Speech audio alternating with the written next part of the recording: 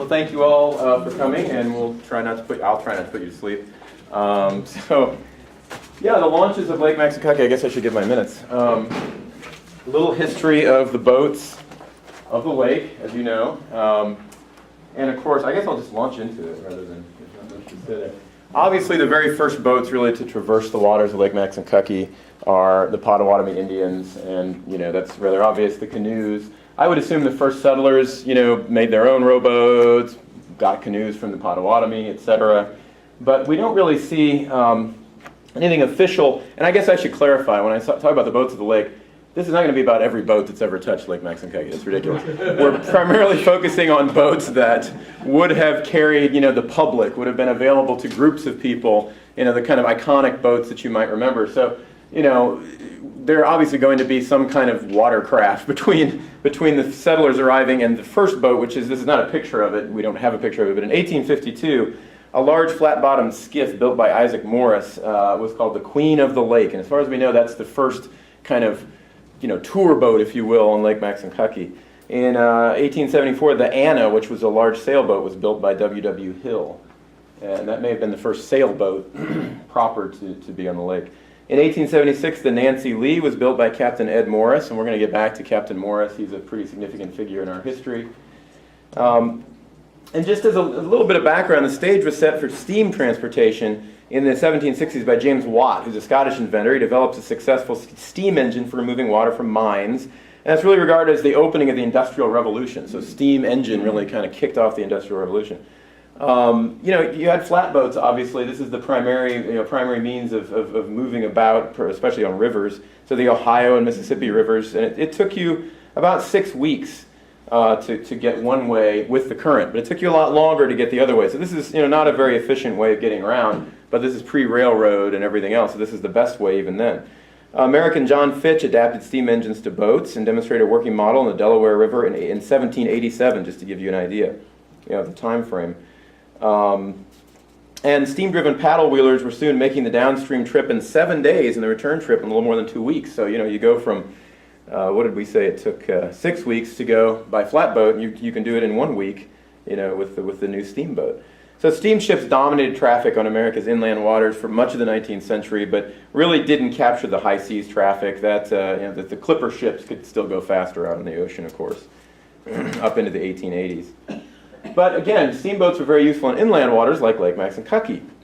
And I think we all know this, the excursion trains, the railroad gets here around 1883, and the excursion trains are bringing people from all points, Terre Haute on up the Vandalia, and any other point where you could pick up a train from Indianapolis, wherever that would meet you. So there's a lot of people coming, and of course the nickel plate from Hibbard going east to west. And by 1905, that was kind of the peak of this sort of paradigm where you get on the train, you come up here, and you land at the park, and there's all these steamboats to meet you. Obviously, the roads being what they were at this time, pretty much pre-automobile. You've got dusty, muddy, clunky roads and horse and buggies. So these were like water taxis. So steamboats were really essential to Lake Maxinkuckee and to getting around just anywhere. And of course, sightseeing was fun. And you could spend a nickel or a dime and get on the train and come spend a day on Lake Maxinkuckee, and probably spend another nickel to get on the boat. So it was cheap entertainment. It was cooling in the summer. It was just a lot of fun. Wouldn't it be nice if we could still do that for a nickel? The railroad had over a mile of siding track to park the passenger cars, and there's a turntable, which you can still go visit the little indentation where the turntable was, there in the Indian Trails, as we call them today. That was at the north end of the park in those days. And that turntable would allow you to turn the locomotive engines around and send them on back. So you'd have multiple excursion trains in one weekend day. And the legend is that 20 boys were hired at a nickel each to turn the locomotives around, 10 on each end, and just do this whole turnaround thing. They'd go buy ice cream for a nickel. In those days, the park proper covered about 3.2 acres. So, and this is at that time owned by the railroad, the Vandalia Park. According to Daniel McDonald's History of Marshall County, the first steamboat on the lake was brought from Rochester by an unknown man and launched in Lake Maxinkuckee on the landing on the east shore in the spring of 1877 and was called the Victor. It was we don't have a photo of it. It was a small, unpretentious vessel with a diminutive engine and boiler and wasn't considered entirely safe. There weren't very many people in the lake at that time. The few who did use the boat did not really justify the owner keeping it. So The victor was vanquished the same year. The next steamer came from the St. Joe River in South Bend in February 1883 by a man named Davis. It was called the Bessie. But when the railroad reached the lake early in the same year, the name was changed to the Vandalia. And again, wasn't really a good investment for him, weren't enough passengers at that time. So it was moved to Cedar Lake, which is now Bass Lake in Stark County. The Lady Forest was built in 1885 by Captain Ed Morris. It was a side-wheeler steamboat and didn't prove very successful. It was junked in the late 1890s. Its hulk lay near the old railway trellis in the depot. So if you know the end of Washington Street, it just sort of, and they did that more then. They just sort of park your boat and leave it, and there you go. Someday it'll, be rust and washed away.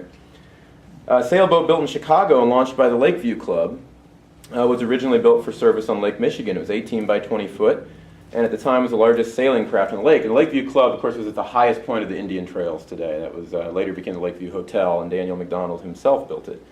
It was rumored that there was danger of capsizing it. None of the club members were good enough sailors, and so the Elephant, as it was known, became just that to the club and its members. Eventually, it was shoved off on shore, and they made a bonfire of it. So, make good use of it. In June of 1899, this is just an article about the Elephant being made into a bonfire on a sandbar near Kreitzberger Park. So there you go, Bob. Wherever Bob is, there he is. But here's Ed Morris, Captain Edmund Morris. He's born in Union Township here in Marshall County in 1847. His father was Isaac Morris, who had come from Rush County, Indiana in 1836. So he's one of the settlers that comes up here. And he moved to the Burr Oak Flats, which was what we called Burr Oak in those days, about 3 miles from Culver. In 1850, he moved to the wild country around Lake Maxinkuckee and became the pioneer boat builder of the region. So Isaac Morris is kind of the original boat builder. He died at age 39, and his wife, who had been Emily Thompson, lived to the advanced age of almost 80. And Edmund is the third child, the second son of the family.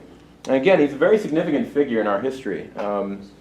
Very early, he became an expert at his father's occupation of boat building. But besides helping his father, he drove a hack, a horse and buggy kind of taxi, and engaged in other occupations. Later, he became an independent tiller of the soil, and since 1880, he was engaged solely in building and renting boats. And you can see his Captain Morris's boat livery. This is an old postcard on Lake Maxinkuckee. Let's see. As a designer and builder of sailboats, launches, and rowboats, he was the acknowledged expert in this part of the country. His annual business amounted to some $2,000. So. Jeff, where was it? Yeah. Basically, where the bathhouse, this is the bathhouse, which was the predecessor to today's Beach Lodge. The bathhouse was, I believe, was a victim of arson in the early 1930s, and the WPA built the current Beach Lodge. So after Ed Morris, after it retired from being a boathouse, it became the bathhouse, essentially the Beach Lodge. And we'll see some more pictures of it. So you can sort of see all that, right? I mean, here's the park today, the east end of the park. He also owned about 100 boats, which he rented to pleasure seekers. He was very popular, had considerable influence as a Republican, and served as township assessor and for 3 terms. And again, just really a very prominent businessman. For several years, he carried the mail between Winnemac and Plymouth, taught school, helped develop the county. I don't know, everything but, He began building boats in 1872. His first Whitehall clinker rowboat was built for B.F. Jones of Indianapolis in 1879. And I'm skipping over some of this. It's sort of superfluous. But he built, and as we saw, he built the first sidewheel boat steamer, the Welcome, in 1885, which was 50 by 14 feet. That was pretty badly built. So he was just getting his feet. Before the advent of the steamboats, Captain Edmund Morris had built the Seagull and the Fleetwing, which were sizable sailboats. He used them to transport people and materials around the lake. Older residents, Guy Bigley wrote this little recollection, would hear the sound of Captain Morris's voice coming across the waters in the evening as he sang out his favorite tune, the Nancy Lee. And I probably have to click that. And here is the Nancy Lee. And the speaker went off. While you stand and spray your O's, I can play the ukulele as the ship goes down. All the crew was in despair. Some rushed here and some rushed there. everybody. No, I'm kidding. That's not him singing, by the way.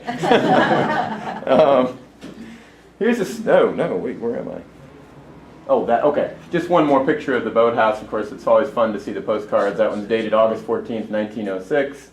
And they're having the time of their lives, whoever it was that wrote this postcard. Now, Captain Morris also built this boat around 1885, 86. This is the Peerless, which is one of the kind of legendary steamboats on the lake.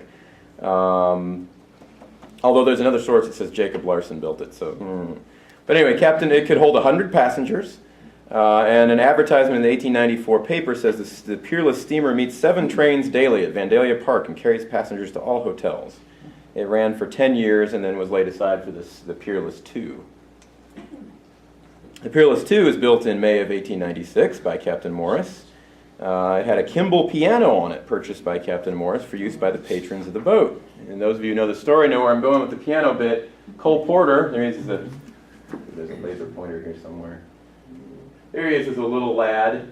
He's a little older, and these are both shot on Lake Maxinkuckee with his friend Tommy Hendricks over there, Julie Hollowell's grandfather. Julie's not here today, but anyway. So of course the legend is that Cole Porter would as a young man learning piano, would jump onto the Peerless and sit on the seat and bang away at the piano, and Captain Morris would come yell at him. Although no, I think the pilot at that time, Captain Crook, was the pilot of the boat. Captain Morris had built the boat. He would come yell at Cole to get off. You know, he's getting water all over the seat. But eventually, of course, Cole Porter is hired by Captain Crook to play on the steamboat, and he plays and entertains people as they go around the lake. So,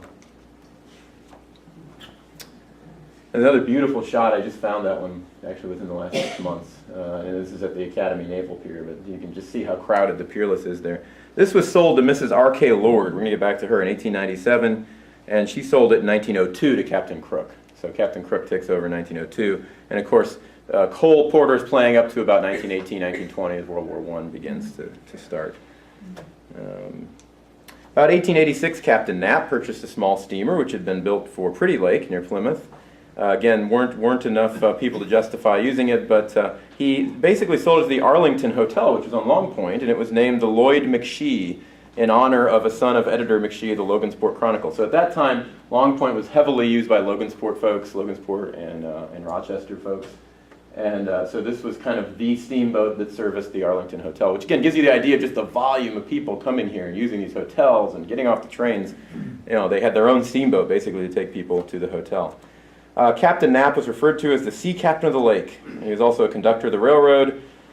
He would conduct the train as far as the station, then skipper his launch off the lake, on the lake.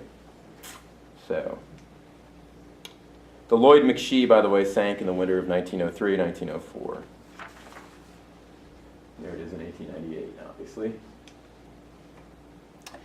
Captain Lord bought an ironclad steamer he named the W.R. McKean in honor of the president of the Vandalia Railroad in April of 1883. He bought it in Cleveland, where it had run on Lake Erie. It was a small boat, but very modern at the time. Captain Lord, I didn't know this until I began researching this. Captain Lord had a little bit of a depression problem. He drowned himself in the lake in 1889. But Mrs. Lord, what's that? He jumped off the boat. Jumped off the boat. And Mrs. Lord continued to run the boat for a few years, and then sold it to a man who took it to Lake of the Woods. This is the Dewey. Is it the Dewey? I don't think that is the Dewey. We're just talking about the Dewey, which was owned by the Maxinkuckee Steamboat Company, which was Crook and Lord. Again, Captain Crook and Mrs. R.K. Lord. It was a 30-foot trimmed in brass boat. The only double-decker steamboat to run on the lake was the majestic Aubanabi, which was put on the lake shortly after the coming of the railroad. That was built by Captain R.K. Lord, who skippered it himself till 1889 when he passed away. And then Captain Crook took it over. And again, Captain Crook of the Peerless, so he was another very prominent guy in those days. It was 70 feet long and could hold 200 passengers. It was described in the Culver Citizen in 1903 as a monarch of the lake, a thing of beauty and joy forever. And there was a high grand piano placed on the steamer. And it was later converted to a single-decker and was in use until 1915. And you can see there's the Abenabe on the left and the Lloyd McShee. It's a smaller boat, and then the Peerless there on the right. I'm having trouble seeing the smaller boat, but apparently it's there. And of course, incidentally, this is the same place where, the lighthouse, this is the rockery that went around the lighthouse. So this is the site of the much debated public pier in the park today. We won't go. Somebody can do that history in 100 years. And another shot, just so you can see the Abenabe here. You can see the Abenabe here. And again, just giving you that idea of just how almost congested the lake was with these public boats that took people all over the place. Oops. In July 18th, 1902, the Logansport Daily Journal reported that Mrs. R.K. Lord had disposed of her steamers on Lake Maxinkuckee, and Captain Crook had purchased them.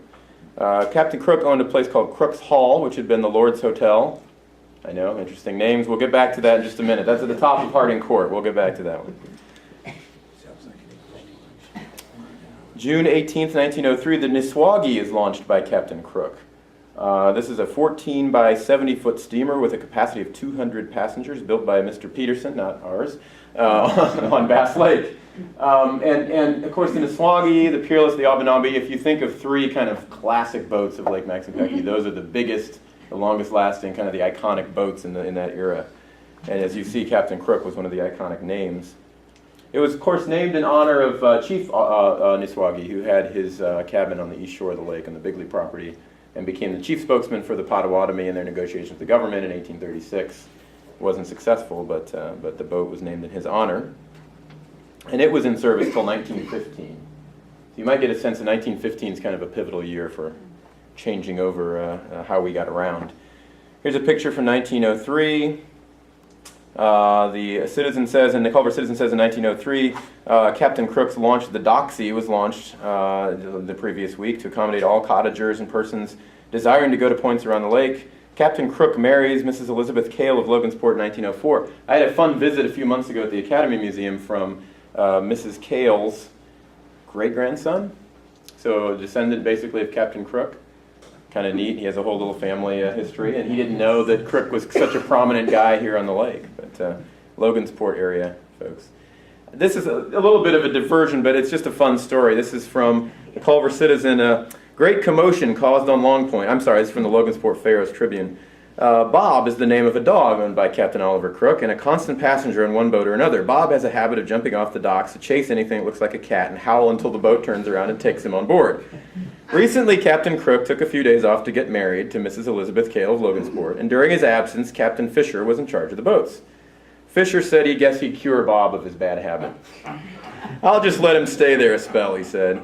When Captain Crook with his bride arrived, he was happy to miss Bob. Well into the night, there was a vicious ringing at the telephone. "Say, Crook," came an angry voice, "your consarned good-for-nothing pup is over here at Shady Bluff making the night hideous. If you don't come over right away and get him off, we'll dynamite him." Crook chuckled good-naturedly and went back to bed and got some sleep.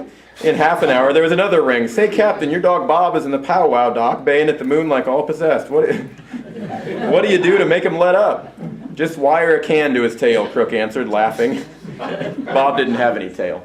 Inside the next hour, Bob had been heard from at the Oaks, the Roost, the Squirrel Lawn, the Oak Lodge, and the Hidden Inn. You can look these up. They're all along the lakeshore. Buckskin Landis from the Roost wired an awful threat, and manager McCoy of the Vandalia Hotel was another complainant. Captain McCoy is an old Tennessee River steamboat man, and what he said all but melted the wire. Crook had to get dressed at 4 in the morning, steam up the Niswagi. Can you imagine all the work to steam up this boat sitting there cold, and go after Bob. And he now says it was Fisher who set up the job on account of his getting married. It's like a punishment. So, the story of Bob. This is an interesting little side note also. In 1908, the Rochester Sentinel says they found the burial place of the noted Indian chief Abenabe. Captain Crook claims to have found it. The burial site was on the banks of Lake Maxinkuckee. Well, yeah, where would that be? This season he decided to build a dry dock on his lot, having a double purpose in view: to get his dock and to dig for the bones of Abenabe. So, Chief Abenabe has the big village on the south shore. Recently, work was done on the excavation. It wasn't long until the coveted treasure, the bones of the great chieftain, were reached. Great excitement reigned for some time among those present. I'm skipping some of the details. Noble chieftain, da-da-da-da. Yeah, so, did he really find the bones of Abanabi? Almost certainly not. But it made a good story. That's Captain Crook. So, in March of 1909, Captain Crook purchased from a Bay City manufacturer a 30-foot gasoline boat driven by 24 horsepower, 4-cylinder engine, could go 15 miles an hour, carry 40 passengers, and cost $1,500. It will be put together by George Terry of Bass Lake and is to be used to supplement the lake fleet of Captain Crook. He named his new launch the Charlene in honor of a little granddaughter. So that's kind of a pivotal moment too, because now you have a gasoline boat. Captain Crook's wife dies and he remarries in 1915, and in May of 1915 he tows the Peerless and the Niswagi to shallow waters near the outlet of Lake Maxinkuckee. You can see them here docked. Let's see, trying to, and so basically they sat there and rotted. There's another photo somewhere of them, a little more distant shot of them sitting, kind of right there in the opening of the outlet there on the west shore, and that's where they sat. And in 1984, the Indiana DNR did a survey and found 15 all or partial remains of steamboats under the waters of Lake Maxinkuckee. Are they still there, Jeff? Well, that's a good question. I haven't dived down to look, but I don't know. I would assume there are less now, obviously, because it's been amazingly long, since 1984. So in 30 years, I would bet they rotted even more. I don't think anybody's taken them up, so if you can find them, bring them to the museum. I just have to throw this in, speaking of Captain Crook and Captain Lord. Captain Lord built, as they called it, a commodious hotel near the railway station. This is up on the top of Harding Court. You might think of it as the Helber House, kind of a gold-colored home right at the top of Harding Court. In 1887, it was owned by Captain Crook. It had been known as Crooks Hotel. That's not a good marketing strategy. The legend was that it was constructed of remains of steamboats and possibly of this boat, and this has got to be wrong. This is the beautiful White Swan, which was a floating dance pavilion. It was a huge, as you see, so it's more of a barge, and it was pulled along by oxen or horse to different points on the lake, and we'll get into more detail. But the legend has always been that the Helber House was built partly of the remains of this boat, but it wouldn't work based on the date of the home being built versus the date that this boat was taken down. Another legend is that this boat was used to build the apartments on Pearl Street, if you know what I'm talking about, kind of behind the movie theater. That's more possible. I've never really investigated, but that's more feasible. This is virtually impossible, and I wouldn't want to say that with Mrs. Helber in the room, but I know it's a family legend that's cherished. But Captain Crook, had built this two-story dance pavilion, which was set afloat in July of 1905. So again, 1905, the Helber House is already there. So it's a little late for it to have been, unless maybe some added room or something. I guess maybe that's possible. And here's another shot of it. And you can see here's the railroad. So I'm pretty sure this would have been the park. I think I'll show you a picture of it at the Academy dock. John Bigley wrote of the White Swan he wrote of the White Swan, 70 by 30 foot, built and launched by Captain Crook. It would be towed out on the lake on a short distance and anchored for the summer. Its top deck was used for dancing, the lower deck for refreshments and music. A piano was located on the lower deck and a small orchestra was featured. It would often be anchored near the depot and crowded all day and evening. After its usefulness in 1912, it was beached and torn down. I've heard it was earlier than that. There's other sources that say earlier. And Bigley says here that some of the lumber was used to build Crooks Hall, but again, it doesn't work out. Here's another beautiful photo that we didn't have until just in the last year. Again, obviously it was towed around. This is the Academy Naval Pier again, and you can really see the crowds here and get some perspective on the size of the boat and how much fun it was. And another great shot of it near the park. So, now that would be one option for our museum. We could build a floating museum, and if anybody wants to fund that.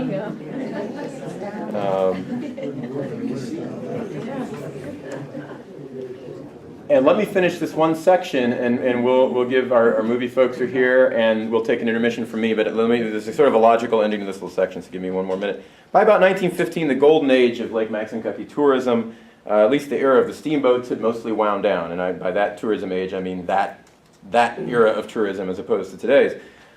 Technology is just a driving factor in this, as it is in so many things that we look back on, the hotels and the ice houses, and just almost all the changes that have happened. Technology was really at the heart of it. Automobiles are obviously eclipsing trains as a preferred method of travel, not only in Indiana, but around the country. Kind of interrelated, it's interesting to note that almost all of Culver's streets were being bricked right around 1915. So it kind of gives you an idea that we're really transitioning from this train to boat sort of method of getting around, and everybody has their own private automobile. Usable roads, you're paving the roads, they're not just muddy, dirt, rutted junk. And so, of course, trains are becoming more and more obsolete, amazingly quickly. You can get an idea of the thousands of pleasure seekers that would have been here up to about 1915. And I tended, I wrote about this in Citizen, I've sort of tended to think of this as a kind of an upper crust sort of thing to do. A little bit, some of today's tourism is not necessarily for the lowest income, but I don't know that was true then, because with fairly little amount of money, you could hop on a train in almost any city south of Culver, and could, just get on the railroad for, what we would today consider pennies, and come up here and get on the trains and, or get on the steamboats. And so it was actually something that's pretty accessible to all classes of people. So I think it gives you an idea of why it was so popular. And of course, the other driving factor is you didn't have air conditioning, you didn't have electricity. So you're in Indianapolis and it's 100 degrees. Here you go. Why not another lake? Well, the railroad ran here. So among other lakes. So of course that changes as we have electricity coming, and you have the improved roads. Everybody's got their own car, and the steamboat era kind of winds down. So again, not a bad place for me to break. I don't have tons longer, so you all can rest easy. And I'll put you out of your misery here soon. So obviously, at the end of the steamboat era, it doesn't end boats on Lake Maxinkuckee. Recreation boats, going away from the sort of utilitarian mode of just transportation to fun, which it continues today. Social sailing on Lake Maxinkuckee really began in an organized way in the summer of 1896. The first prizes, which were 3 pennants, were offered for a race 5 years later, in 1901, by the Maxinkuckee Association. This race apparently awakened the yachting enthusiasm of all who had sailboats, and in August of that summer, 1901, a number of lake sailors met at Edwards Boathouse and organized the Aubanabi Yacht Club. Henry C. Adams Sr. was elected first Commodore of the Aubanabi Yacht Club. The Lake Association itself is organized by the residents of Union Township in the summer of 1897. There's actually a lot of trouble that year, 1897, with people trespassing, tramps, hobos. So a lot of the summer homes were vacant, obviously up till the summer. And so, there was kind of this interest in let's get organized. Let's try to protect the homes. Let's try to pull things together. In 1903, the yachts were divided into 4 classes: flat-bottom sloops, flat-bottom catboats, round-bottom sloops, and round-bottom catboats. Competitive sailing continued with the Aubanabi Yacht Club for 10 more years till World War I hits. And so after the war, there was just kind of occasional sailing, and so the enthusiasm diminished. But near the end of the 1920s, a new generation wanted to revitalize the yacht club, and so in the summer of 1931, a group of young sailors reorganized the club and named it the Maxinkuckee Yacht Club. Walker Winslow was elected Commodore, and the club joined the Inland Lake Yachting Association, which is a national group. During the winter of 1933, Culver Military Academy promoted ice boating, and many members of the yacht club got involved in that. And in 1935, a large contingency from the E Fleet attended the annual ILYA regatta at Lake Winnebago, and the club hosted an invitational regatta that same summer. So, it's kind of branching out into a much bigger thing.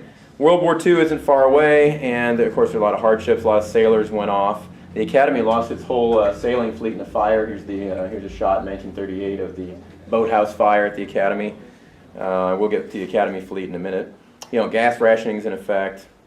But after the war, it resumes, and in 1948, John Brandon organized the club's first junior fleet for one summer. In 1953, it was permanently established.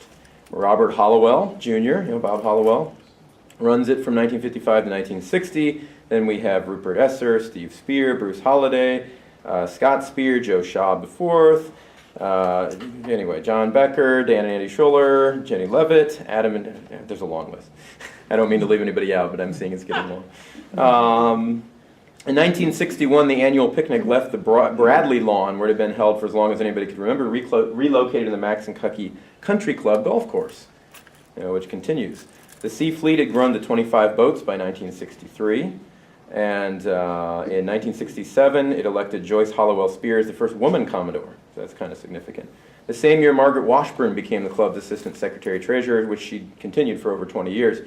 And of course, a lot of people remember Margaret Washburn and the Beach Lodge, and her house there on School Street became kind of a hot spot to go get things done for the yacht club. Following in her steps, Jim Moss filled the position of secretary-treasurer for over 10 years. Ann Gilmore, Dale Gilmore. I don't know who the current. Anyway, somebody knows, but. For well over 50 years, Sea and E Scows had dominated sailboat racing on Lake Maxinkuckee, but early in June in 1977, a group of young sailors met on Fred Worcester's porch after 2 years of planning and formed the Hobie Fleet, 216, introducing a new racing class to the lake. And Fred Worcester is the first fleet captain. So the yacht club hosts the championship regatta of NCSSA more times than any other yacht club, 1982, 88, 92, 96, and by the mid-1980s, the Maxinkuckee Yacht Club counted nationally ranked sailors among its membership of 450 individual sailors, which is pretty amazing. Combined fleets numbering 62 registered sailing crafts. So, very cool. The Walker Boathouse, we're kind of jumping around a little bit talking about boathouses, I wanted to include that. The Walker Boathouse was located on the West Shore, owned by L.G. Walker, starting in 1914. He marries a lady named Ravel, and they continued to operate the boathouse even after his death in 1949. At one point, there were 42 boats docked and available to Boathouse. This is the house that,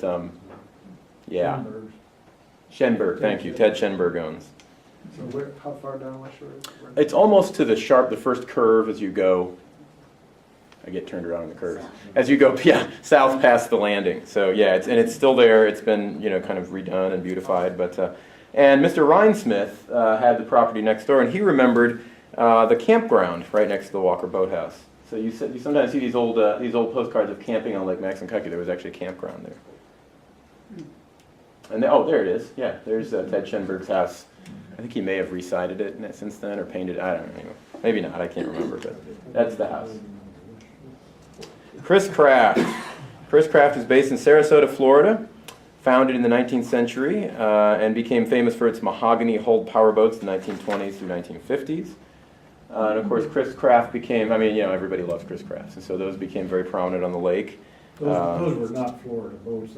Chris Craft was in Algonac, Michigan at that time. But later, yeah. It started in Florida, good point, right? No, it started in Michigan. It started in Michigan? Yeah, Algonac. Oh, it was based in Florida. Yeah, you're right. It was founded. Okay. When they went to the glass boats, That's when they, see, you guys know more about Chris Craft than I do. So thank you. And there's just more speedboat sailing on the lake. The sharks, of course. Amazingly early in the history of the Culver Lions Club, which started here in 1943, the very next year, they start their first regatta. In 1968, it became the Maxinkuckee Regatta Festival. In 1969, they added a parade and dance, swim contest, etc. The Sunday Boat Regatta, sanctioned by the National Outdoor Motor Association, over 4,000 came to see the regatta in 1956. This is big stuff, very popular event every year. And people from all over the nation vied for coveted points in the Culver race, nearly $1,000 in cash awards.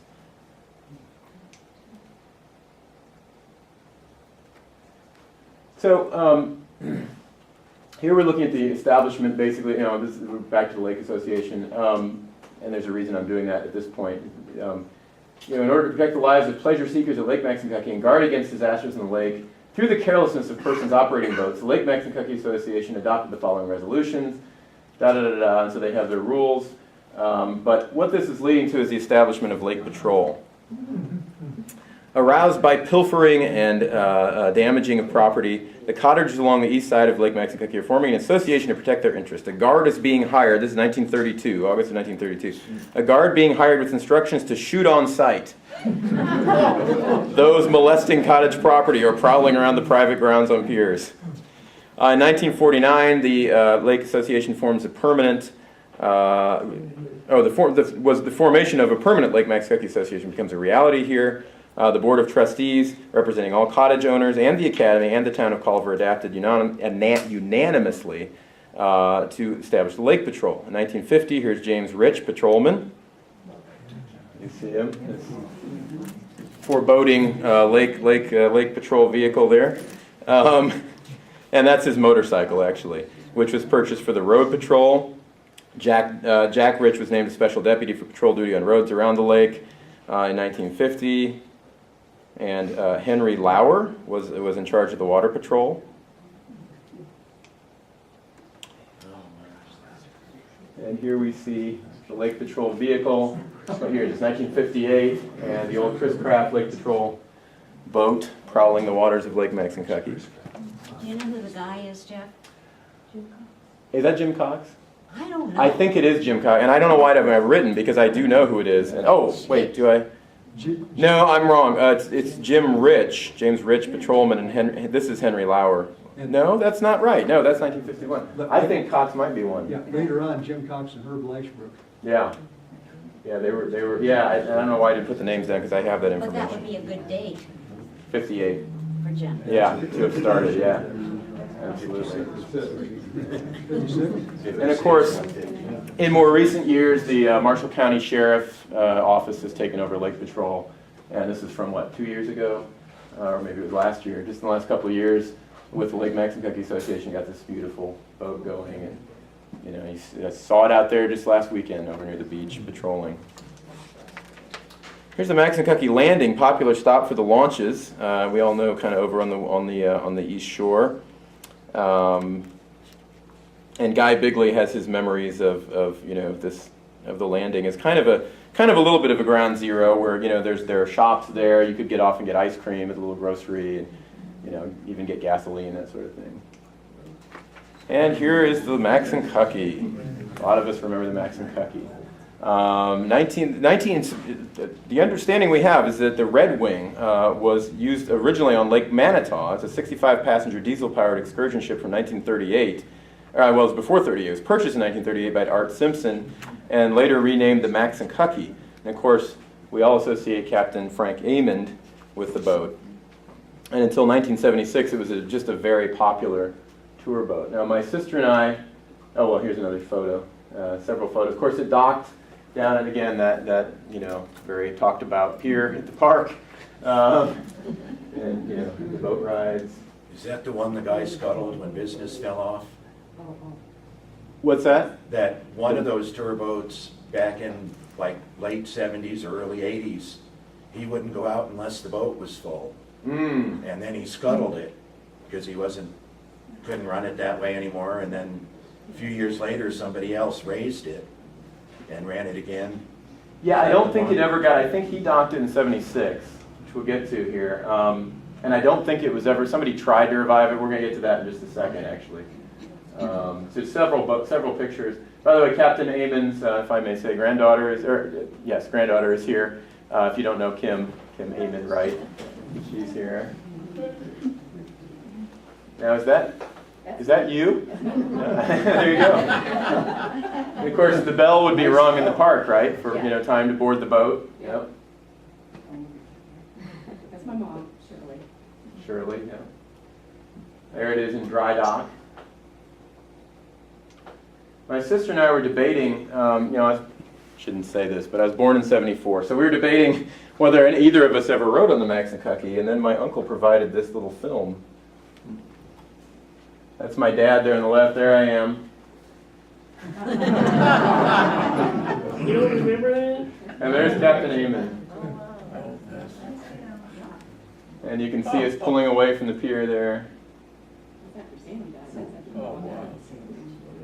That's a good picture of Frank. Yeah. And so, judging by my age, I'm born in October, this would have been summer of 75. So, we're a year away from the end for the Maxinkuckee tour boat. Of course, we drive by that. We'll get to the Fowler in a moment. We're going by that. Sorry, it's a kind of clunky film, but I thought I had to throw that little clip in here. That was great.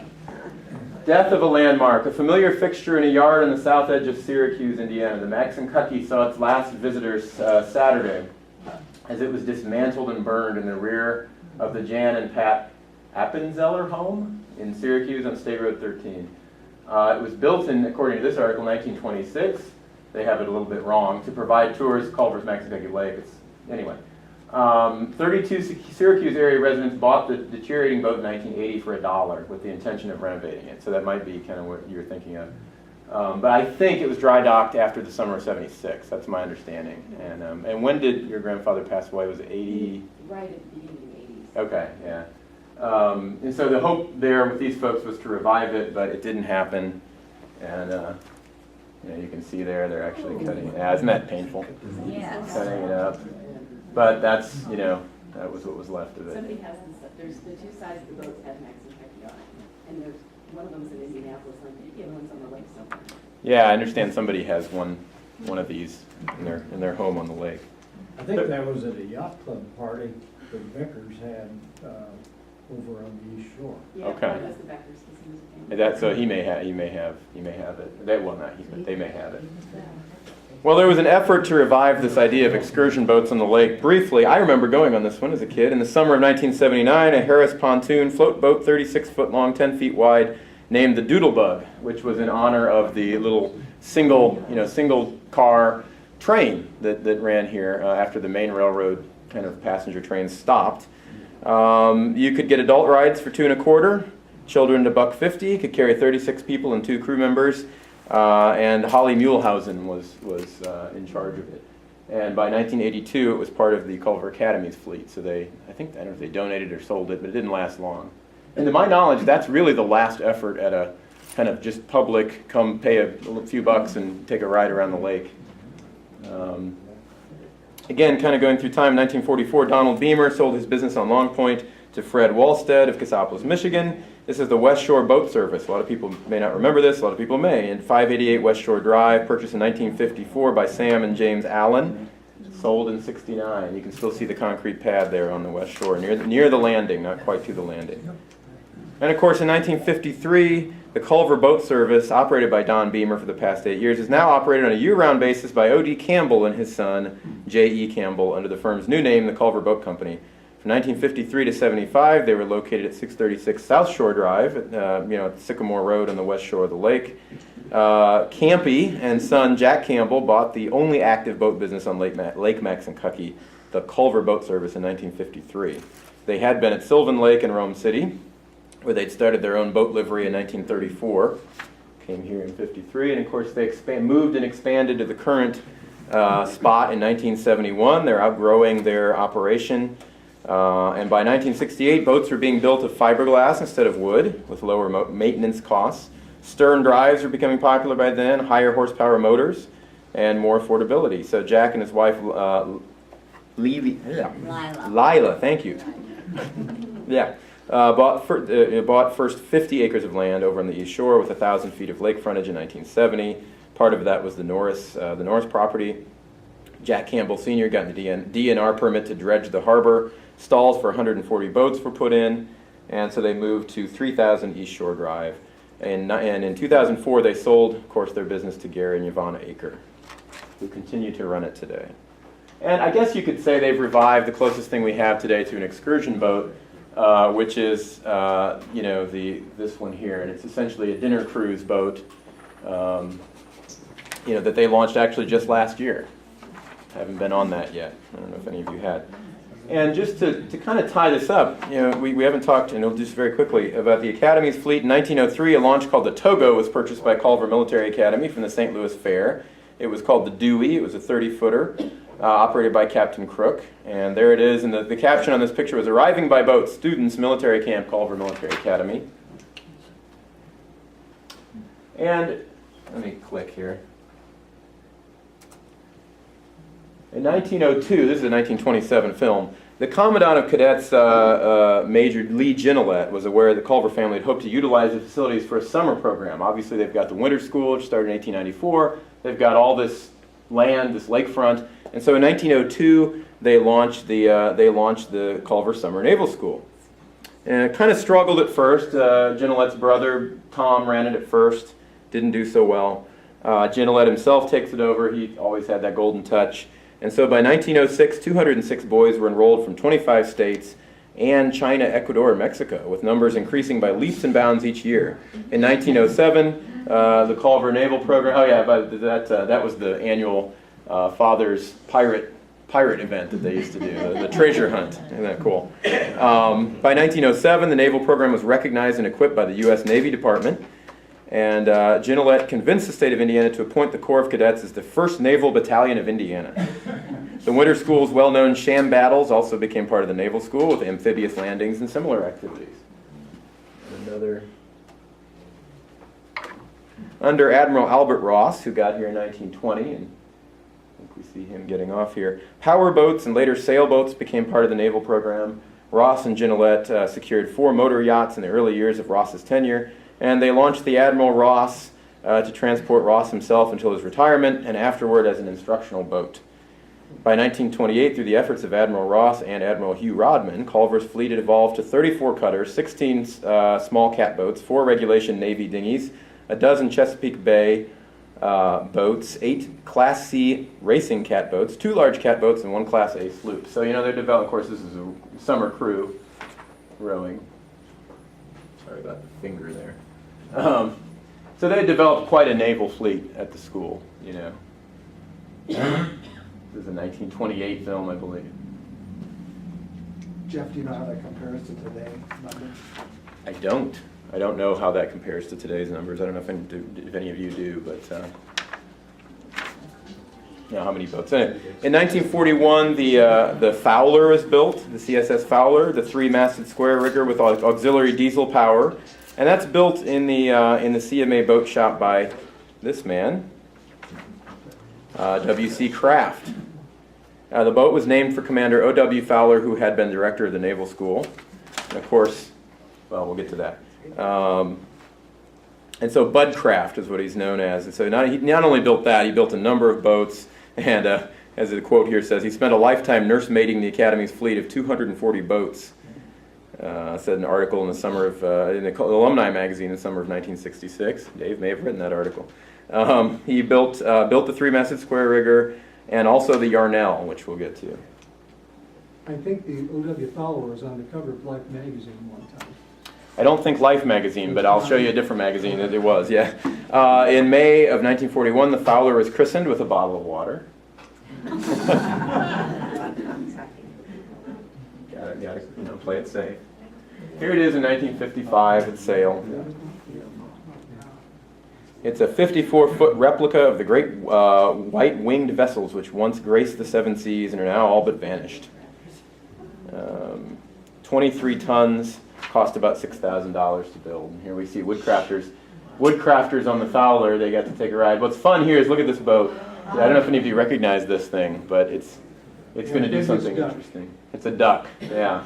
Now watch what happens if you don't already know what it's going to do. So they board the ducks, and they get off on the east shore at the landing. So these ducks were amphibious and roadworthy, so kind of fun. 1,650 feet of canvas, square feet of canvas. The top of our main mast is 42 feet above the water. 113 horsepower diesel engine. Can go about 10 knots.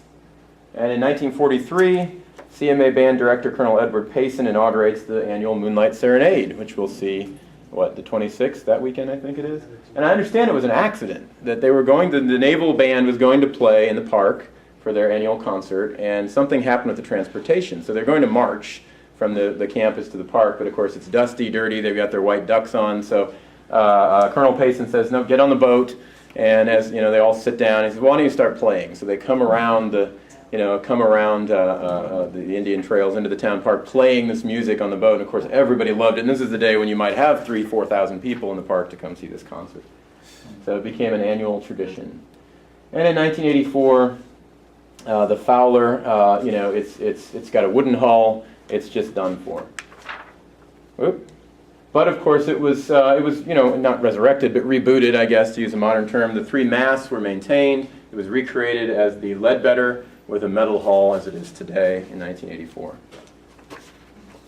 Here's the Admiral Rodman, 55.8-foot flagship of the Culver Naval School up through the 1950s.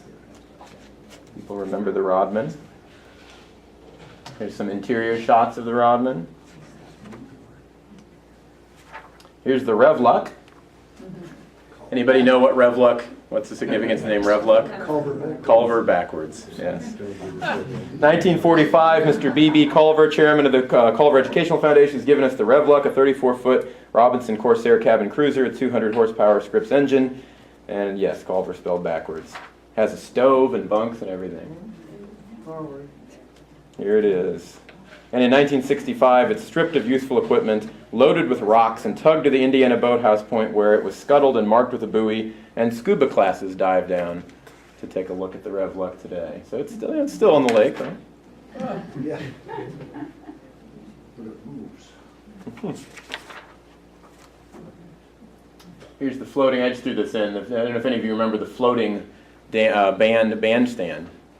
This is 1955. There's Colonel Payson leading the naval band. Floating bandstand. And of course, we can go on past this. In 1947, noted New York architect Jens Larsen was commissioned to build a naval building for use in the summer school. It was a T-shaped building, which obviously is still there, with 106 feet of lake frontage and 90 feet of space. Modeled after a ship. Of course, if you've been in there, it's a small auditorium, sail loft, pilot house, bridge, and lounge are part of it. So it went into use in 1948. Some of you remember that there was a quote-unquote boat that was used in sort of the same capacity. It was really a pier, kind of outfitted to look like a boat in the years prior to the naval building. And here we are launching the Yarnell. Many of you remember the Yarnell on July 4th, 1958. Bud Craft receiving official congratulations by Rear Admiral Bays. And here's the Yarnell, 1958, 60 by 131.5-foot diesel-powered destroyer-type ship built by Bud Craft and named for Harry Yarnell, Admiral Yarnell, CNS director. And bad day for the Yarnell. August 30th, 1979, it sank while anchored at the Academy Pier. Of course, they pulled it back up, but, it's not still there. But that was the end of the Yarnell. And we see in 1984, the Leadbetter is christened. July of 1984. Who is christening it? You would ask that.